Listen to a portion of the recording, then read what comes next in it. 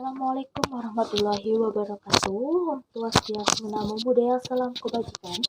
Di sini kami akan memenuhi tugas UAS mata kuliah Hukum Administrasi Negara dengan topik pengertian asas, norma, konsep dan teori hukum administrasi negara serta keputusan atas dasar diskresi dalam hukum administrasi negara.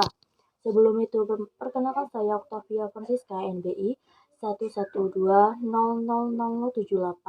Di sini saya bersama dengan teman saya Muhammad Rivaldi Farhan Fadeli dengan NBI 11120000166. Kami dari mahasiswa Universitas 17 Agustus 1945 Surabaya, Fakultas Ilmu Sosial dan Ilmu Politik, Program Studi Administrasi Negara, dengan dosen pengampu mata kuliah Hukum Administrasi Negara yaitu Edi Wahyudi, SH, MSI. Pengertian asas. Yang pertama ada asas-asas dalam hukum administrasi negara. Asas dalam bahasa Indonesia disebut dengan prinsip. Dalam Kamus Besar Bahasa Indonesia yang dimaksud prinsip tersebut adalah suatu dasar atau asas kebenaran yang menjadi pokok dasar dalam berpikir atau bertindak. Pengertian asas dalam hukum administrasi negara sama dengan pengertian asas pada umumnya, yang membedakan hanya bidangnya atau lapangannya. Yang kedua ada asas atau prinsip hukum administrasi negara menurut para ahli.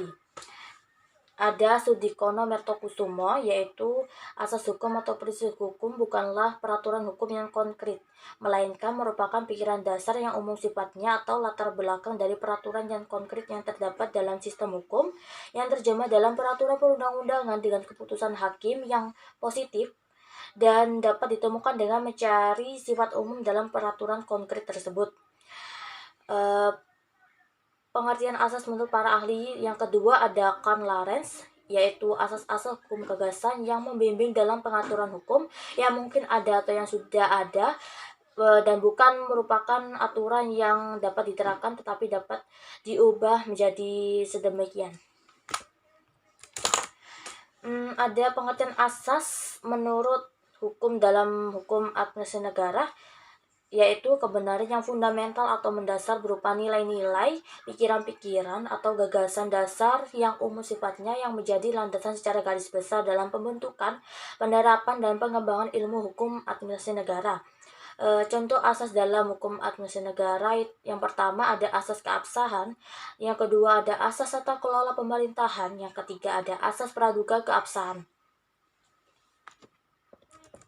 Ada pengertian norma hukum menurut para ahli yaitu Sudikno Mertokusumo, yaitu norma hukum pada hakikatnya merupakan perumusan suatu pandangan objektif mengenai penilaian atau sikap yang dilakukan atau tidak dilakukan, yang dilarang atau dianjurkan untuk dijalankan.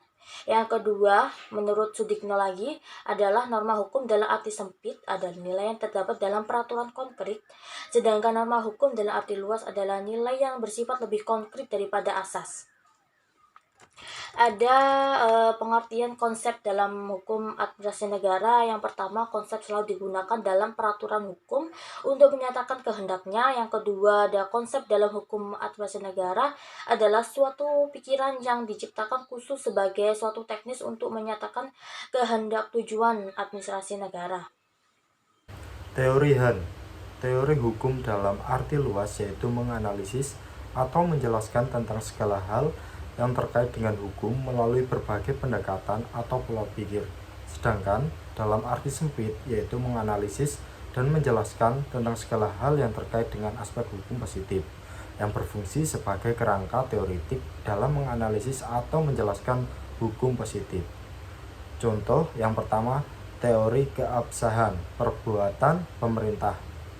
Yang kedua, teori melebur dalam pengambilan keputusan pemerintah.